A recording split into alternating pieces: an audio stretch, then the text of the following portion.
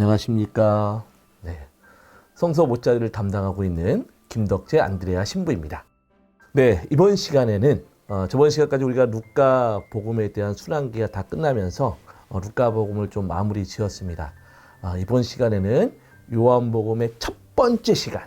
그래서 요한 복음의 전체적인 내용들을 조금은 좀 설명드리면서 특히 오늘은 요한 복음의 좀 공동체에 대해서 조금은 자세하게 좀 설명드리면서 왜 공관복음과 요한복음이 다른지에 대한 부분들을 그걸 좀 중점적으로 설명드리도록 하겠습니다. 그러면 시작기도 하고요. 시작을 하도록 하겠습니다.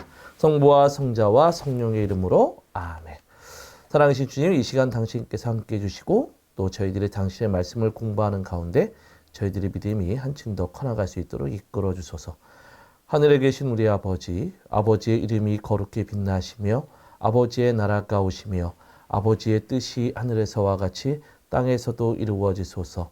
오늘 저희에게 일용할 양식을 주시고 저희에게 잘못한 일을 저희가 용서하오니 저희 죄를 용서하시고 저희를 유혹에 빠지지 않게 하시고 악에서 구하소서. 아멘. 성부와 성자와 성령의 이름으로 아멘.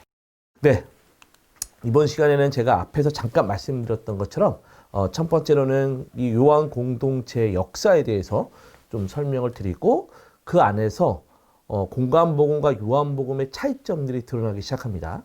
그 차이점들이 무엇인지 좀 내용을 좀 본 다음에 마지막에는 요한복음의 전체적인 구조와 또 요한복음에 나와 있는 신앙 고백문이 굉장히 많은데 그 신앙 고백 안에서 요한복음이 도대체 우리들에게 무엇을 요구하고 있는지를 정리하면서 이번 시간 마무리 좀 줘보도록 하겠습니다.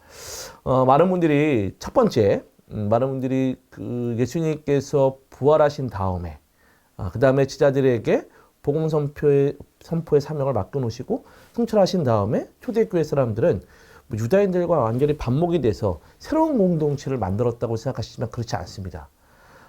이 제자들은 유다인들과 함께 성전에 올라가서 기도도 하였고 유다인들이 갖고 있었던 관습적인 내용들, 특히 안식일을 지킨다든 이런 것들을 함께 지키면서 살아가고 있었습니다. 그 내용들을 알 수 있는 건 사도행전 3장 1절에 보면 베드로와 요한이 오후 3시 기도 시간에 성전으로 올라가는데 라고 이야기하면서 이 성전에 올라가서 기도를 하고 있었다는 것을 잘 보여줍니다. 이런 것처럼 그리스도교는 처음부터 유다교와 딱 배척을 지고서 이렇게 뭐랄까요, 반대의 삶을 살아갔던 것은 아니에요. 그리고 또 하나 가톨릭 교회 교리서 2767항에서 보면 교회 최초 공동체들은 유다인들이 신심으로 바쳤던 18가지 찬미가 대신에 주님의 기도를 하루에 3번씩 바쳤다라고 이야기를 하거든요. 이게 하루에 3번씩 기도하는 것 또한 형식 또한 유다인들이 갖고 있었던 기도의 어떤 형식을 그대로 따라간 겁니다. 근데 거기에 18가지의 찬미가가 아니라 주님의 기도로 그리스도교는 좀 바꿨다는 것이죠. 그러니까 기도의 방식과 또 기도하는 어떤 삶의 모습들을 유다교 안에서 고스란히 따와서 유다인들과 함께 잘 살아가고 있었던 게 그리스도교 공동체입니다. 그런데 이게 완전한 변화가 됩니다. 무슨 변화가 있느냐면 예루살렘 성전이 기원 후 70년경에 이제 로마에 의해서 완전히 무너집니다. 그러다 보니까 이제 유다인들은 어떻게 돼요? 굉장히 커다란 고뇌에 빠질 수밖에 없는 것이죠. 유다인들에게는 두 가지가 제가 중요하다라고 말씀드렸죠. 하나는 예루살렘 성전과 성경입니다. 그죠? 근데 그 중에서 지금 뭐가 빠졌죠? 예루살렘 성전이 날아가 버렸어요. 그럼 어떻게 해요? 뭐 하나만 남을 수밖에 없습니까? 성경밖에 남을 수밖에 없습니다. 이 성경을 다른 말로 이야기하면 율법이라고도 이야기를 하는데 이 성경이 자신들이 하나님과 함께 살아갈 수 있는 마지막 도구였던 거예요. 그럼 어떻게 하겠습니까? 이제 이 성경이 우리는 전례하는 이 성경만 읽어야 돼 라는 것으로서 이 성경에 대한 가르침을 조금은 정리할 필요가 있었습니다. 왜냐하면 그 당시 때에는 그리스도인들이 썼던 성경도 함께 존재했기 때문에 그렇습니다. 그래서 유다인들은 예루살렘 성전이 파괴가 된 다음에 이제 얌니아라는 곳이라는 곳이 있는데요. 우리 지도상에처럼 잘 나와 있지만 그 얌니아라는 곳에서 회의를 엽니다. 그 회의의 내용은 첫 번째 성경에 대한 이야기인데 첫 번째 성경에서 히브리어로 된 것만 성경으로 간주한다라고 이야기를 합니다. 그 그 다음에 18개의 축복 기도문에 저주의 문구를 추가시키는데 그 저주의 문구는 로마인들에게 대한 저주와 또 그리스도 나자렛 사람들에 대한 이야기, 즉 그리스도교 신자들에 대한 저주에 대한 부분들이 드러납니다. 그리고 세 번째는 회당에서 그리스도교 신자들을 쫓아낸다는 등등 여러 가지의 회의의 내용들을 담고서 이것들을 의결합니다. 특히 히브리어 된 것만을 성령으로 간주한다라고 이야기하는데 이것이 그리스도교와 유다교의 좀 성경의 권수의 차이를 만들어내는 부분이기도 합니다. 뭐냐면 이 히브리어로 된 그들은 히브리어가 자신들의 언어이다 보니까 히브리어로 된 성경만을 자신들의 성경을 이야기하면서 그리스 말로 되어 있는 헬라어로 되어 있는 자신들의 성경들을 빼내기 시작합니다. 근데 거기에 보면 그리스도교가 작성되어 있었던 그 복음서도 있었지만 또 자신들의 역사를 담아놓은 또 자신들의 어떤 삶의 방식들을 담아놓았던 책들도 함께 있었습니다. 그 대부분의 내용들이 뭐 토빗기라든지 유디기, 또 마카베오 상하권, 또 지에서, 집에서 바록서, 또 에스테르기 일부와 또 다니엘서 일부들 이 7권의 권수가 빠지기 시작하면서 유다인들과 우리 그리스도교의 구약 성경의 권수가 7권이 차이가 납니다. 그리고 그리스도교에서는 이 나머지 빠진 이 부분들을 제2경전이라고도 이야기를 하고요. 그 다음에 개신교는 이것들을 외경이라고 이야기를 하면서 자신들이 개신교는 자신들이 갖고 있는 구약 성경을 우리 권수와 즉 7권이 좀 다른 방식으로 우리는 46권이라고 이야기를 하잖아요. 근데 거기는 39권으로 이야기를 하면서 개신교와 우리가 조금 7권의 차이가 난다라고도 이야기할 수 있겠습니다. 네. 그 다음에 마찬가지로 이제 옙리와 화이의 어떤 회의의 결과로서는 자, 이제 구약성경 아까 말씀드렸던 성경의 숫자가 7권이나 차이가 나고요. 그 다음에 유다인들의 박해가 본격적으로 시작이 됩니다. 그리고 유다교와의 완전한 결별들이 그리스도교가 시작이 되기 시작하면서 이제 유다교와 그리스도교는 서로 분리가 되기 시작합니다. 그 내용들이 다른 복음서에는 잘 들어가 있지 않지만 요한복음에는 유독 잘 들어가 있습니다. 유독. 내용들 좀 보실까요? 자, 요한복음에 보면 9장 22절에 보면 이게 태어나면서부터 눈물 흘렸던 사람의 이야기거든요. 그 이야기 안에서 부모가 율법학자들이 부모에게 이야기합니다. 당신은 예수님을 어떻게 생각하냐고. 그랬더니 그들도 예수님이 누구인지를 알았지만 그랬지만 어떻게 할까 봐. 누구든지 예수님을 메시아로 고백하면 회당에서 내쫓기기로 유다인들이 이미 합의하였기 때문에 이 어렸을 때부터 눈물 흘렸던 이 부모는 예수님을 메시아로 고백하지 않습니다. 나중에 우리가 좀 자세히 보실 텐데 이런 것과 마찬가지로 또 요한복음 12장 42절에 보면 사실 지도자들 가운데 많은 사람이 예수를 믿었지만 바리사이들 때문에 회당에서 내쫓길까 두려워서 그것을 고백하지 못했다는 거예요. 그러니까 실제로 어떤 회당에서 내쫓임에 대한 것들이 실제로 벌어졌고 그것들을 요한 공동체는 경험했다는 겁니다. 이뿐이 아닙니다. 요한복음 16장 2절에서는 사람들이 너희를 회당에서 내쫓을 것인데 이것들이 게다가 또 너희를 죽이는 자마다 하나님께 봉사한다고 생각할 때가 온다는 거예요. 그러니까 회당에서 내쫓기고 그리스도의 신자들이 이제 유다인들한테 박해가 일어날 것이라는 것을 예수님이 미리 예고하는 말씀도 요한복음은 담고 있습니다. 그들의 추방 이유는 뭘까요? 그러면 그들이 회당에서 추방이 됐던 이유는 바로 예수님이 누구로 고백했기 때문입니까? 메시아로 고백했기 때문에 추방이 된 겁니다. 그럼 유다인들은 그럼 메시아가 예수님이 아니라고 생각하잖아요. 그럼 유다인들에게는 메시아가 왔을까요? 안 왔을까요? 유다교에서는 아직도 메시아가 오지 않았습니다. 아직도 오지 않았고 예수님 또한 메시아가 아니라 예언자 중에 한 분이라고 생각하는 부분이 유다교입니다. 그러다 보니까 메시아가 왔느냐 안 왔느냐에 대한 명확한 차이점 때문에 유다교와 그리스도교는 이제 서서히 결별하게 되고 그 와중에 그리스도교 신자들은 예수님이 곧 메시아 오셨어요. 오실 분이라고 할 수 있는 그걸 메시아로 고백하고 그리스도로 고백하면서 유다교가 완전히 결별을 하기 시작하면서 그러다 보니까 유다교 그 요한복음에서는 유다인들에 대한 반감에 대한 이야기가 좀 등장되고 있습니다. 자, 요한복음 7장 1절에 보면 유다인들이 당신을 죽이려고 하였으므로 유다에서는 돌아다니기를 원치 않으셨던 것이다. 그러니까 예수님이 예루살렘 성전에서 이제 유다 지역을 돌아다니시려고 하시는데 그 지역을 유다인들이 죽일까봐 돌아다니지 못하셨다는 것이죠. 그러면서 점차적으로 이 그리스도의 신자들은 예수님이 어떤 분이라는 것을, 즉 예수님이 곧 메시아고 하나님의 아드님이라는 것을 명확하게 고백하면서 그리스도교 신자 또한 할례로 예수님을 메시아로 모시는 것이 아니라 다른 부분이라는 것이죠. 잘 보시면 그분께서 당신을 받아들이는 이들, 당신을 믿는 모든 이에게 하나님의 자녀가 되는 권한을 주셨다는 겁니다. 이들은 혈통이나 유교가 아니라 남자의 욕망에서 난 것이 아니라 하나님에게서 난 사람들이라는 거예요. 그러니까 어떻게 보면 이 할례를 통해서 또 우리들의 어떤 여러 가지의 어떤 남녀 간의 결합을 통해서 태어난 이들이 아니라 그들에게는 예수님을 메시아로 고백하는 그 믿음 안에서 즉 하나님과 새로운 관계를 맺으면서 새로운 사람이 되었다라고 그리스도인들의 정체성을 요한복음 명확하게 보여줍니다. 그 와중에 이제 또 하나 특징적인 것은 요한복음에서는 사마리아 사람들과의 관계를 아주 잘 드러내고 있습니다. 이 사마리아 지역이라고도 이야기를 하는데요. 이 팔레스티나 지역, 이 지역을 나누어 보면 세 부분으로 좀 나누어 볼 수 있겠습니다.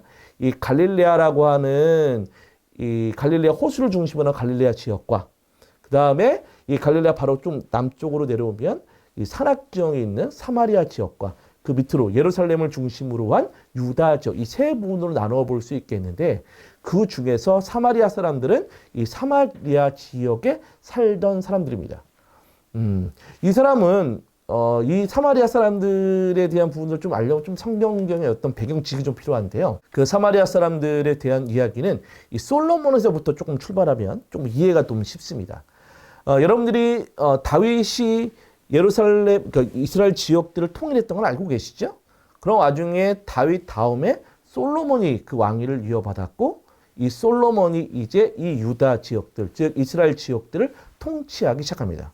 그러면서 이 솔로몬은 이 전체 지역을 12지역으로 나누고 특히 예루살렘을 중심으로 한 이 남쪽 지역을 유다 지역이라고 명명하면서 이 각 지파마다 다스릴 수 있는 부분들, 나라 땅들을 분배하기 시작합니다. 그런 가운데에 이제 이 솔로몬 이후에 이제 이 나라가 두 나라로 갈라지기 시작하는데 이 북쪽을 중심으로 예로보암을 중심으로 해서 10개의 지파가 모이게 되고요. 이 2개의 지파는 르하보암, 즉 솔로몬의 아들이라고 하는 이 사람을 중심으로 해서 이 2개의 지파가 모여서 유다 지역을 이룹니다. 그리고 이 예로보암에 대한 이야기는 열왕기 상권 11장 30절부터 33절에 보면 이렇게 나와 있습니다.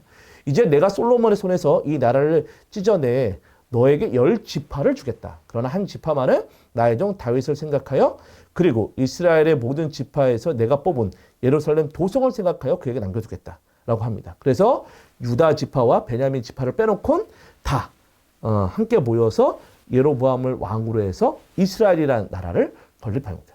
이 사람들이 곧 사마리아 사람들의 인들의 즉 선조가 되고요.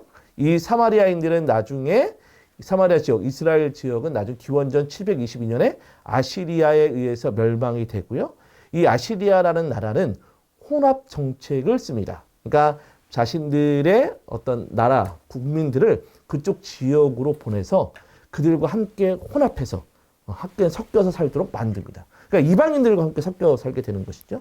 그러다 보니까 사마리아 지역 사람들은 순수 혈통이라고 하기보다는 유다인들 입장에서 보면 다 섞여 있는 이방인들과 섞여 지내는 그러다 보니까 자신들의 민족성을 완전히 잊어버린 지어버린 사람으로 평가될 수밖에 없었습니다. 유다인들이 보았을 때. 그런 와중에 이제 남유다 사람들이 또 결정적인 또 이야기가 있는데 또 남유다는 나중에 좀 200년 후에는 이제 바벨론에 의해서 남유다를 멸망합니다. 그리고 남유다는 나중에 바빌론이라고 하는 지역에서 유배 생활을 하다가 나중에 페르시아라는 나라가 확 드러나요. 페르시아 나라가 등장해서 거기에 이제 키루스라는 대왕이 있는데 이 대왕이 야, 니네들 바빌론한테 많이 저기 됐지? 뭐 핍박 많이 받았지? 내가 너희들에게 해방을 안겨줄게. 유다인들 특히 유다인들 니네 지역으로 가서 성전 지어 괜찮아.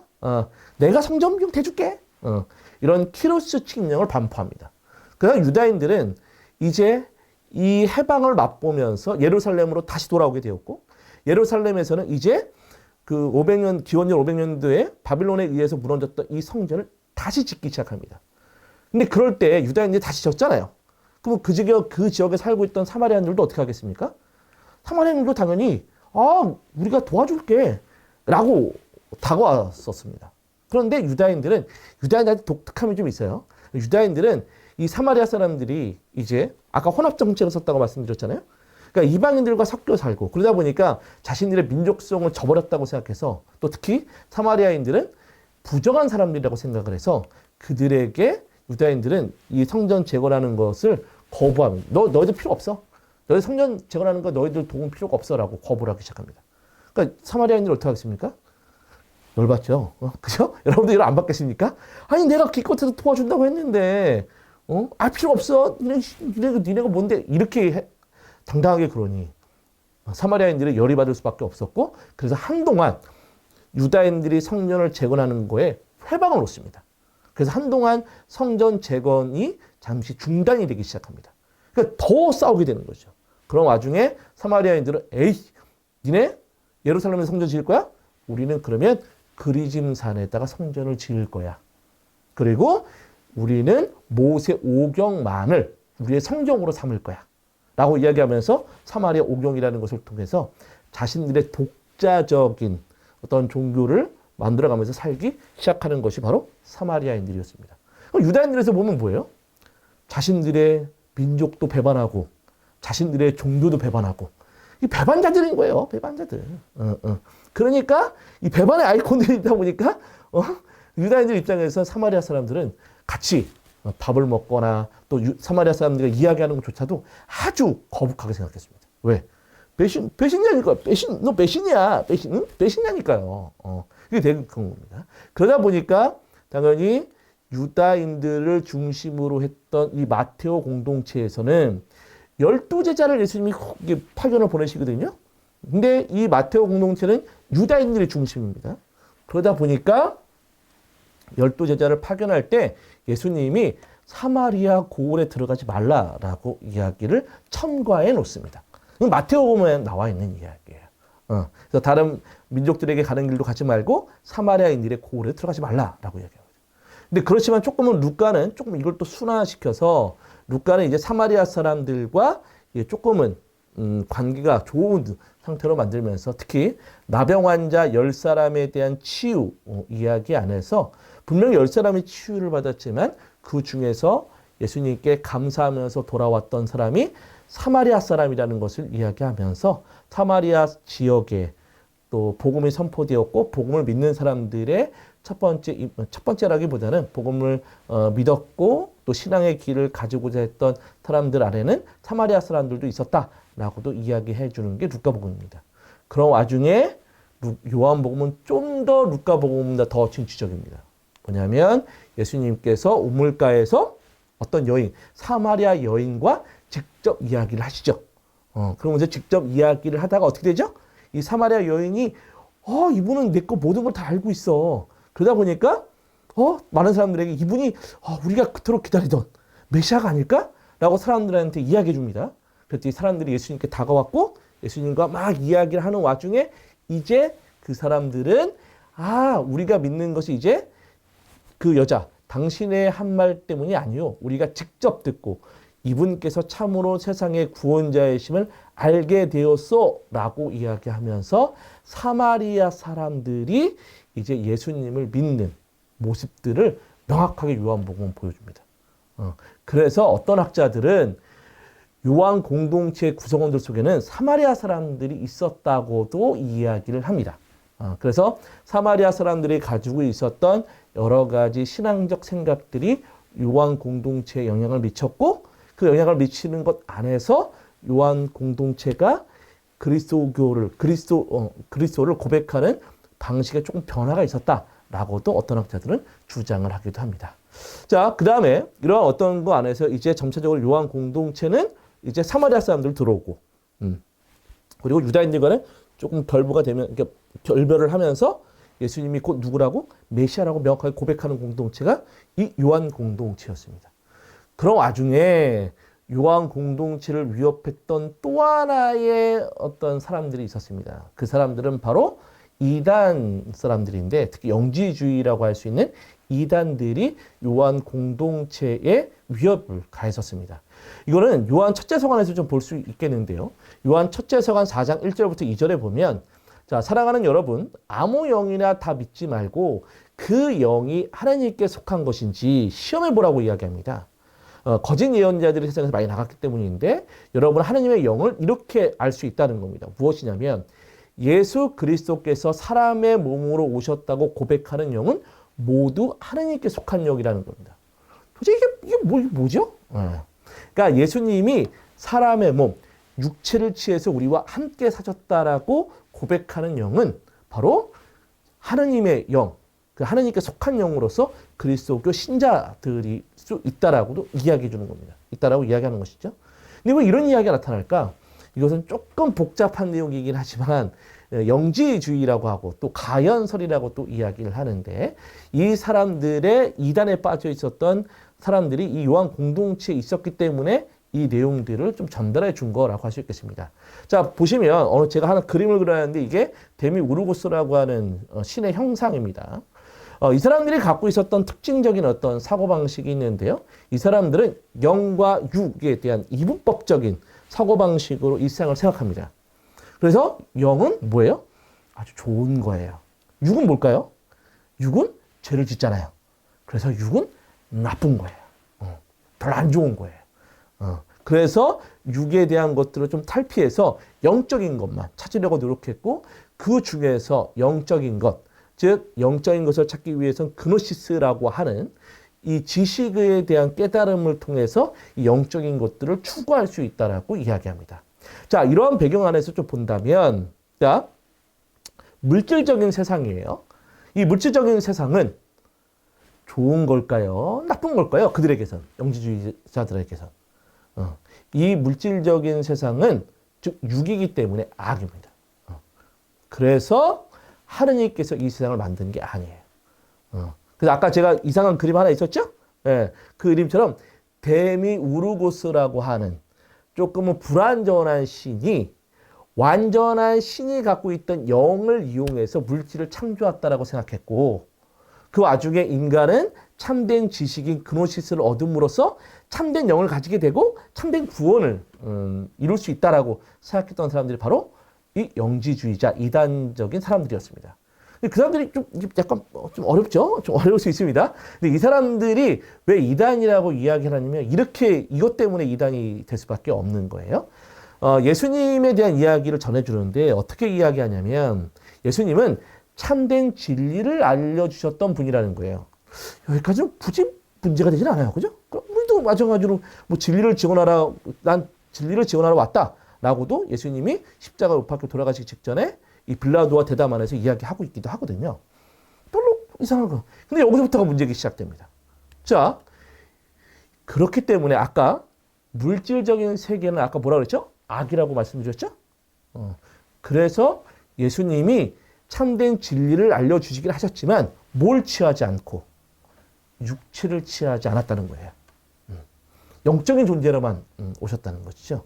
근데 그 영적인, 그러면 예수님 분명 육체를 가졌을 텐데, 육체는 잠깐 빌린 거라는 거예요. 언제 빌렸느냐? 예수님이 세례를 받으셨을 때 그 영이 들어가서, 그 진리의 말씀을 해 주셨고, 예수님이 십자가 못 박혀 돌아가셨을 때 그 영은 싹 빠져나갔다는 거예요. 그럼 뭐예요? 십자가에 못 박히신 예수님은 진짜 예수님이에요? 그죠? 그들의 입장에서 본다면, 즉, 십자가 못 박히신 분은 예수님이 아닐 수도 있다는 거예요. 왜? 영이 싹 빠져나갔으니까요. 이해되시겠죠? 그래서 그들에게는 명확하게 이런 부분들이 개념이 없습니다. 그러니까 당신의 친아들을 제 많은 육신의 모습을 지닌 속죄제물로 보내셨다라고 하는 것. 그래서 우리의 희생된 속죄제물에 대한 개념이 그들에게 이 영지주의자들은 아예 없습니다.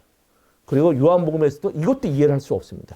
친구를 위해 목숨을 내놓는 것보다 더 큰 사랑은 없다라는 것도 이 영지주의자들은 이해를 못합니다. 할 수가 없는 것이죠. 왜? 그들에겐 희생이 중요한 게 아니기 때문에 그렇습니다. 지식이 중요한 것이죠. 그래서 그들에게는 그노시스라고 하는 이 지식이 되게 중요했고, 그렇다면 이렇게 이야기할 수도 있습니다. 예수님이 진리를 전해준 분이죠? 아까 우리 그노시스 사람들은 그렇게 영주주의자 사람들 그렇게 얘기하지 않았습니까? 그러면 지식을 전해줄 또 다른 구원자가 있을 수 있을까요? 없을까요? 그들 입장에서 보면 있을 수 있다는 겁니다. 그래서 예수 그리스도가 완전한 구원자가 아닙니다. 그냥 일시적인 구원자 중에 그냥 한 사람으로 이야기될 수 있었던 게 이 그노시스 사람들의 모습이었습니다. 그러니까 당연히 예수님에 대한 구원의 성취, 또 예수님이 우리를 위해서 희생해 주시는 이 자비, 이 모든 것들을 영지주의자들은 알 수가 없었던 겁니다. 그냥 굉장히 이단에 빠져 있었던 것이죠. 이것이 요한 공동체에 있다 보니까 당연히 요한 공동체는 예수님에 대한 신앙 고백, 어떻게? 말씀이 사람이 되셨다는 겁니다. 그러니까 하나님의 말씀이신 분이 사람이 되셨고, 그래서 우리 가운데 사셨다는 거예요. 그러니까 이것을 육화의 신비라고도 이야기를 하는데, 즉 하느님이신 이 분이 직접 살이 되셔서 우리와 함께 사셨다라고 하는 부분들을 고백하도록 만들었고, 또 하나는 아까 이 희생의 속죄를 위한 희생을 영지주의자는 모른다고 말씀드렸죠. 그래서 예수님이 명확하게 이야기합니다. 밀 하나가 땅에 떨어져 죽지 않으면 한 알 그대로 남고 죽으면 뭐예요? 많은 열매를 맺는다. 그래서 많은 열매를 맺기 위해서 예수님이 어떻게 하신 겁니까? 십자가에 못 박혀 돌아가신 겁니다. 그런 속죄를 위한 희생에 대한 부분들을 명확하게 요한복음은 고백함으로써 오로지 지식으로만 그래서 예수님의 구원의 가치를 하락시키고 예수님만이 구원자가 아니라 다른 이들도 구원될 수 있어, 구원자가 될 수 있어 라고 하는 이상한 논리를 폈던 그 이단들로부터 자신의 공동체를 지켜내고자 요한복음은 노력했다는 겁니다. 어떻게 보면 참된 구원자의 모습은 바로 이 모습인 것이죠. 우리와 함께 사시려고 노력하시고 그 안에서 우리를 위해서 희생하시는 모습. 이것이 진정한 예수님이 우리의 진정한 구원자이시고 그 구원은 누구에게서 완성된다라고 하는 예수님만 완성할 수 있다고 하는 것을 우리가 명확하게 고백할 수 있어야 하겠습니다. 자, 다음 이번 시간은 퀴즈. 네, 잠깐 쉬어가도록 하겠습니다. 저번 시간에 우리 하나씩 좀 끝나면 이게 조금 뭐랄까요? 그 단원들을 좀 정리하기 위해서 제가 퀴즈를 하면서 선물을 드리지 않습니까? 제가 저번에 선물 드렸던 거는 크리스마스가 다가오니까 그죠? 그래서 구유 관련돼서 이게 성과점과 구유가 좀 나와 있는 이 부분의 상들을 좀 선물을 드렸고요. 이번 시간에도 이 문제를 맞히신 분들에게는 저희도 또 고민해 보겠습니다. 어떤 선물을 드릴지 또 고민하는 가운데 여러분들 선물을 드리도록 하겠습니다. 자, 이번 퀴즈는 루카 복음에 대한 이야기입니다. 자, 루카는 예수님께서 이것을 자주 하셨다고 강조합니다. 배반하는 베드로를 위해서도 이것을 하셨다고 하는데 이것은 무엇일까요? 분명히 예수님이 겟세마니 동산에서 제자들에게 기도하기 전에 이런 이야기 했어요. 유혹에 빠지지 않도록 땡땡하여라 라고. 자, 그러면 이제 이거 주관식으로 드리면 좋겠지만 그러나 주관식보다는 객관식이 좀 줄 수 있겠죠. 자, 1번은 묵상하셨다. 두 번째는 즉 설교하여라. 세 번째는 기도하여라. 네 번째는 운동하여라. 다섯 번째는 공부하여라. 이 5개의 보기 중에 어떤 게 정답일 수 있겠습니까? 여러분들 잘 생각해 보시고 즉 1월 5일까지 댓글에 탑을 보내주시는 분들께 추첨을 통해서 소정의 상품을 드리도록 하겠습니다. 많은 분들께서 관심 가져주시고 댓글 부탁드려요. 네. 자, 그러면 이제 다시 넘어가겠습니다. 우리 공부 넘어갈 텐데 마태오복음 이제부터는 공관복음과 요한복음의 차이점들을 좀 우리가 조금은 생각해 보도록 하겠습니다.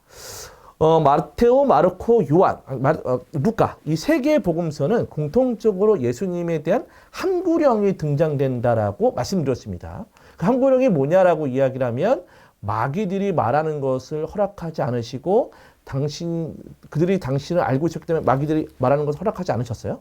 또 하나 누구에게도 아무 말도 하지 않도록 조심하여라. 그러니까 당신의 정체가 드러난 것에 대해서 사람들에게 알려라라는 게 아니라 너 좀 잠깐 얘기하지 마 봐봐. 어디 가서 좀 얘기하지 마. 가만히 있어. 이렇게 공관복음을 이야기했다는 것이죠. 그것이 저번에 제가 마르코를 제가 메시아의 비밀이라는 것을 말씀을 드리면서 이 한구령은 바로 예수 그리스도의 신원이 어디서 드러났기 때문에, 말 그대로 십자가 위에서 드러나야 되기 때문에, 즉 예수님의 진정한 모습을 모르는 사람들은 뭐하라고? 말하지 말라고 하는 내용의 어떤 신학적 의미를 담고 있다라고 제가 말씀드렸습니다. 그런데 공관복음은 이렇게 한구령에 대한 이야기를 다루지만 요한복음은 아닙니다. 요한복음은 한구령을 내리지 않습니다. 요한복음은 처음부터 끝까지 예수님께서 난 이런 사람이야. 나 뭐뭐야. 나는 뭐뭐야. 라고 명확하게 설명해 주십니다. 나는 생명의 빵이다. 나는 세상의 빛이다. 나는 착한 목자다. 나는 부활이요 생명이다. 나는 참 포도나무에 너희는 가시다. 라고 이야기하면서 당신의 정체성을 명확하게 드러내십니다. 그 내용들을 잘 보면 나는 뭐뭐시다, 뭐뭐시다 라고 자꾸 이야기하잖아요. 이 형식은 바로 탈출기 3장 14절의 내용들을 담고 있습니다. 그럼 탈출기 3장 14절이 뭘까요? 그 이야기는 모세가 떨기나무 아시죠? 그래서 하나님을 보게 되었고 거기서 모세가 하나님께 이름을 물어보죠. 당신의 이름은 무엇이냐고. 이때 하나님께서 모세에게 알려주었던 이름이 바로 나는 있는 나다라는 것에 그것을 상징적으로 담고 있는 이 이야기입니다. 그러다 보니까 결국 나는 생명의 빵이다, 나는 세상의 빛이다라고 이야기하는 건 곧 당신께서 누구라고 야훼 하나님이라는 것을 드러내고자 했던 것이라고 할 수 있겠죠.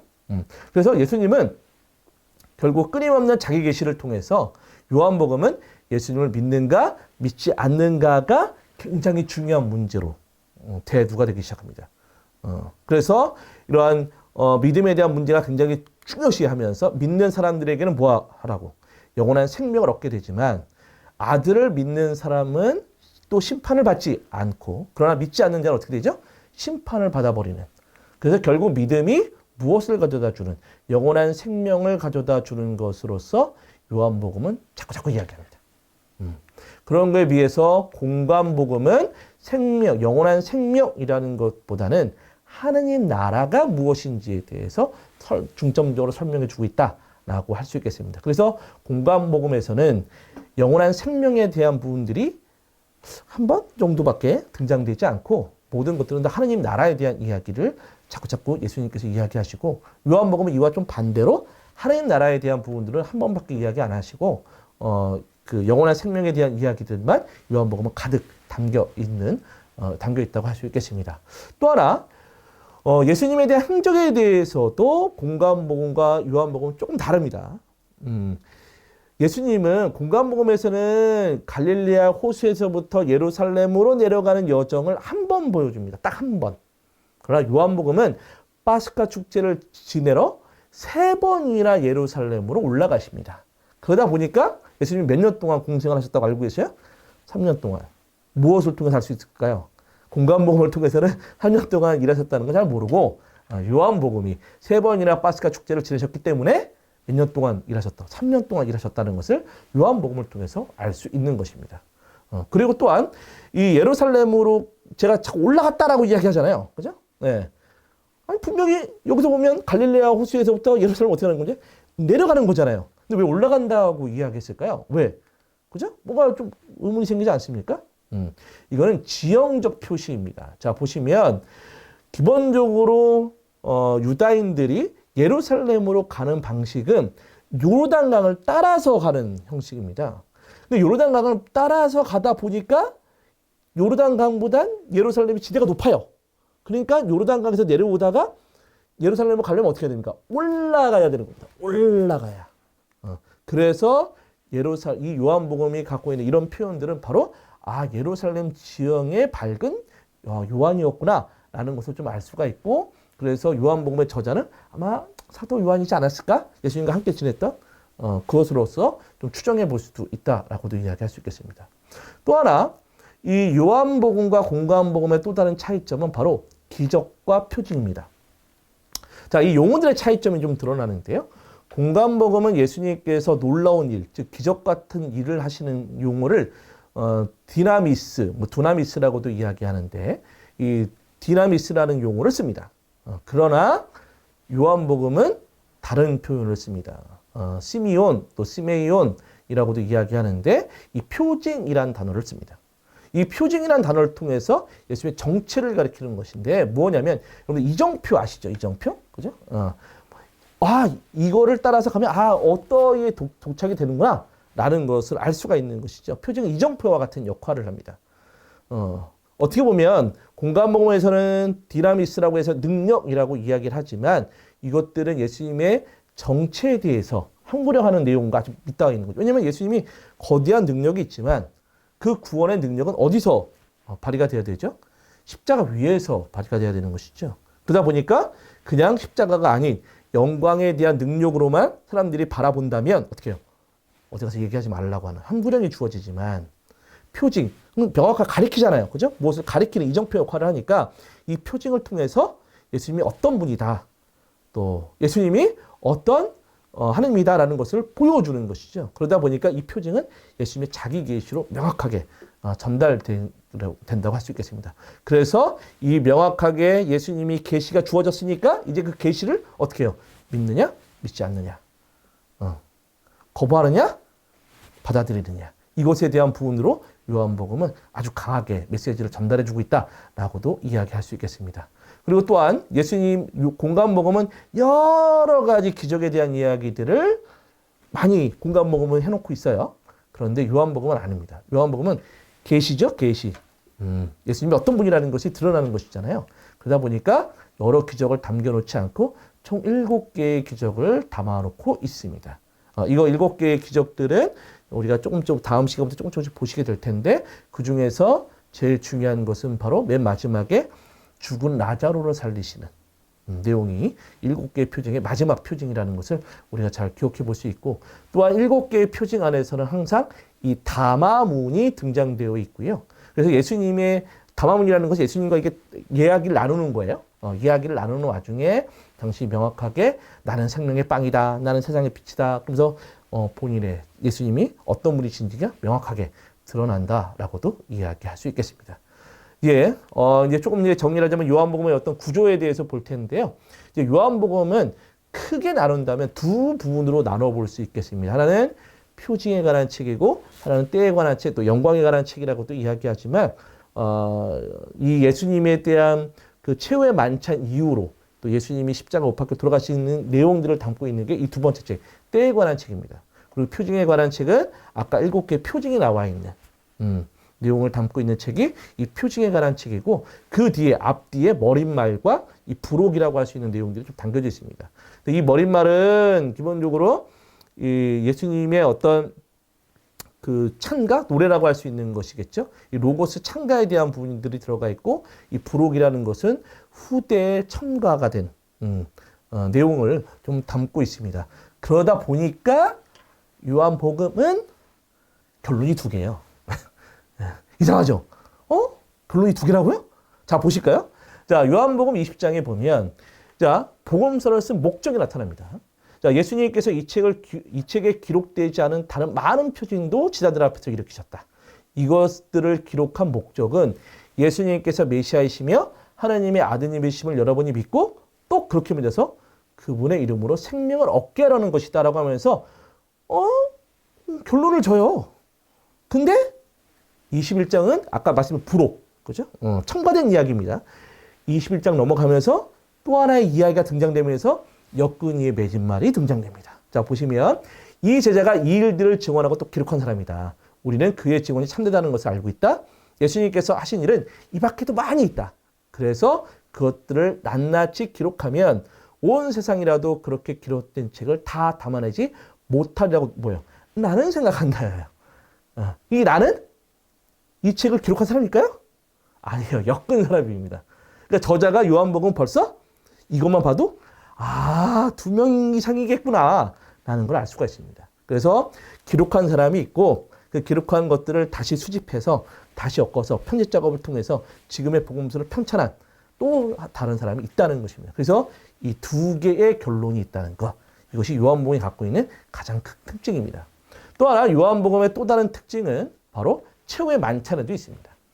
공간복음에 보면 예수님께서 최후의 만찬 때에 받아라, 이는 내 몸이다 라고 하면서 빵과 포도주로서 이것은 새 계약이며 또 너희들과 맞은 계약에 필요한 것을 아주 성체성사를 제정해주는 부분들이 분명히 이 공관복음엔 드러나지만 요한복음은 이 내용들이 빠져 있습니다. 오히려 요한복음은 제자들의 팔을 씻어주시고 또 베드로의 배반을 예고하고 특히 가장 중요한 고별담화문이 있습니다. 그래서 그 고별담화문들을 잠깐 좀 보면 예수님께서 발을 씻었던 것은 내가 너희에게 한 것처럼 너희도 나처럼 하라고 본을 보여준 것이고 이것이 곧 섬김의 모습인 것이고 그 안에 이제 사랑의 계명들을 잘 전달해주고 계십니다. 이 담화문 안에. 그래서 내가 너희를 사랑한 것처럼 너희도 사랑하여라 라고 이야기하고 14장 23절에서는 누구든지 나를 사랑하면 내 말을 지킬 것이고 그러면 내 아버지께서 그를 사랑하시고 또 우리가 그에게 가서 그와 함께 살 것이라는 것. 또 하나 15장에서 보면 아버지께서 나를 사랑하신 것처럼 너희를 사랑하였다. 너희는 어떻게? 내 사랑 안에 머물러라 라고 이야기를 하면서 요 사랑, 예수님의 이 사랑에 대한 이야기가 가득 담겨져 있는 게 고별 담화문입니다. 그래서 요한복음은 다른 말로 이야기하면 사랑의 복음서라고도 제가 좀 이야기를 합니다. 이렇듯 사랑에 대한 이야기, 요 사랑에 대한 이야기들이 많이 담겨져 있다는 거. 그래서 요한복음은 다른 어떤 것보다도 오히려 사랑에 대한 더 강조점을 두고 있는 복음서가 요한복음이라는 걸 좀 잘 기억해 놓을 수 있었으면 좋겠습니다. 그리고 요한복음 아까 말씀드렸던 것처럼 유다인들과의 결별을 통해서 뭐예요? 예수님이 어떤 분이야? 라고 신앙 고백하는 부분들이 많다라고 말씀드렸죠. 보면 세례자 요한을 통해서 세상의 죄를 엎드리시는 하나님의 어린 양의 신이 바로 예수님이시고 또 안드레아를 통해서 우리는 메시아를 만났소라고 이야기하면서 예수님을 메시아로 고백하도록 만들고 또 나타나엘을 통해서 이스라엘의 임금이시며 하나님의 아드님이시니 바로 신분이 바로 예수님이라는 것을 명확하게 이야기해 주시면서 그분이야말로 진정한 하나님, 즉 위에서 오신 분. 그래서 진정한 하나님이시고 또 그 안에서 세상의 구원자, 사마리아 사람들을 통해서 나타나고 있는 것이죠. 그분이 진짜 세상의 구원자라는 것을 말씀해 줄 뿐만 아니라 또 12 제자들의 베드로를 통해서 주님께서 영원한 생명의 말씀이 있다는 것. 그래서 군중들을 통해서 메시아이라는 것. 또 참된 예언자라든지 여러 가지 것들에 대한 부분들을 고백하도록 이끄는 게 바로 무엇이다? 이제 요한복음서다라고 이야기합니다. 그래서 요한복음서는 이제 이 신앙 고백들을 통해서 여러분들에게 뭐예요? 믿을 것이냐, 믿지 않을 것이냐라는 어떤 선택을 강조하고 있는 겁니다. 그런데 믿는다면 뭐가 되겠어요? 그렇죠. 영원한 생명을 얻지만 믿지 않는다면 심판을 받겠다라고 하는 내용들이 아주 요한복음에 잘 담겨져 있습니다. 그러면 영원한 생명은 뭐예요? 그죠? 영원한 생명이 뭐예요? 영원한 생명을 내가 믿으면 영원한 생명을 얻는다면서요. 그죠? 그럼 내가 이제 죽지 않고 이제 열심히 이게 뭐랄까요? 이게 죽지도 않고 그냥 불사신으로 살아가는 걸까요? 그렇지 않죠. 예. 이러한 부분들이 분명히 요한복음에서는 아주 잘 등장되어 있습니다. 이 내용들은 다음 시간에 우리가 좀 더 자세하게 보도록 하겠고요. 종합하도록 해보도록 하겠습니다. 자, 요한복음에 대한 것은 우리가 세 부분에 대해서 우리가 좀 보았다고 할 수 있겠습니다. 요한 공동체 역사에 대해서 좀 보았고요. 요한 공동체는 아까 말씀드렸던 것처럼 예루살렘 성전이 무너지면서 유다인들이 회당에서 예수님을 추방하는 것, 그런 거 안에서 이제 유다인들의 박해 속에서 예수님이 메시아이시고 그리스도이시다라는 신앙 고백을 아주 강조했다라고도 말씀드렸습니다. 그리고 또한 그것뿐만 아니라 아까 말씀드렸던 말씀이 사람 되시 우리 가운데 찼다라고 하는 육으로 오신 예수님을 거부하는 이단들에서 저항하기 위해서 요한복음은 부단한 노력을 하였다라고 이야기합니다. 그러면서 또한 요한복음과 공관복음의 차이점은 한 구령, 공관복음은 한 구령이지만 요한복음은 뭐예요? 예수님의 자기 계시. 그래서 그것들을 통해서 기적에 대한 내용이 담겨져 있는 것이 아니라 표징. 그래서 그분이 곧 누구이시라는 그 계시를 믿도록 만들기 위한 것이죠. 그래서 어떻게 보면 이 기적에 대한 것과 이 표징은 능력과 의미라고 볼 수 있는데 특히 요한복음은 그 의미를 담고 있었다라고 제가 말씀을 드렸고 요한복음에 대한 구조는 크게 두 가지.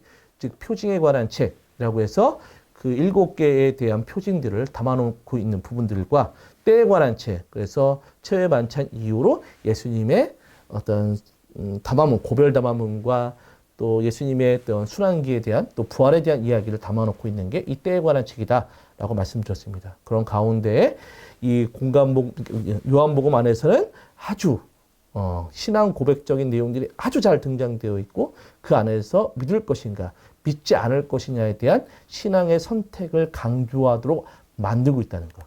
그 중에서 믿는 사람들에게는 영원한 생명이 주어지지만 믿지 않는 사람에게 심판이 이루어지고 있는 이러한 구조를 갖고 있는 게 바로 요한복음이라는 것을 명확하게 여러분들에게 설명드렸습니다. 자, 이제 다음 시간부터는 조금 요한복음에 대해서 조금 자세하게 배워보도록 하겠습니다. 그 중에서 아까 영원한 생명? 이게 죽지 않을 생명이에요? 뭐 이게 말씀드렸죠? 이것에 대해서 다음 시간 조금 더 설명을 드리면서 어떻게 보면 요한 공동체는 공동체 어떤 신앙들 좀 보실 텐데 요한 공동체는 신앙의 고백들이 가장 많이 드러났다고 아까 말씀드렸잖아요. 그죠? 그렇다면 나는 이 세상에 나의 신앙을 자랑스럽게 생각하고 있는지 또 그것을 드러내고 있는지 좀 묵상해 볼 수 있으셨으면 좋겠습니다. 그러는 가운데 내 삶 안에서 신앙을 고백하면서 살아가는 삶이란 무엇인가? 그 나는 어떻게 내 신앙을 드러내고 있는가? 그것도 우리가 한번 묵상해 보시면서 요한복음을 조금은 차근차근 읽어보시면 어떨까? 또 아니면 뭐 다음 시간에 또 안 읽어보셔도 돼요. 또 다음 시간에 우리가 좀 더 자세하게 공부할 거니까 한번 이것들을 한 주 동안 깊게 한번 생각해 볼 수 있으셨으면 좋겠습니다. 자, 그러면 마친 기도 영광성 바치면서 이 시간 마치도록 하겠습니다. 성부와 성자와 성령의 이름으로 아멘. 하나님 감사합니다. 영광이 성부와 성자와 성령께 처음과 같이 이제와 항상 영원히 아멘. 성부와 성자와 성령의 이름으로 아멘.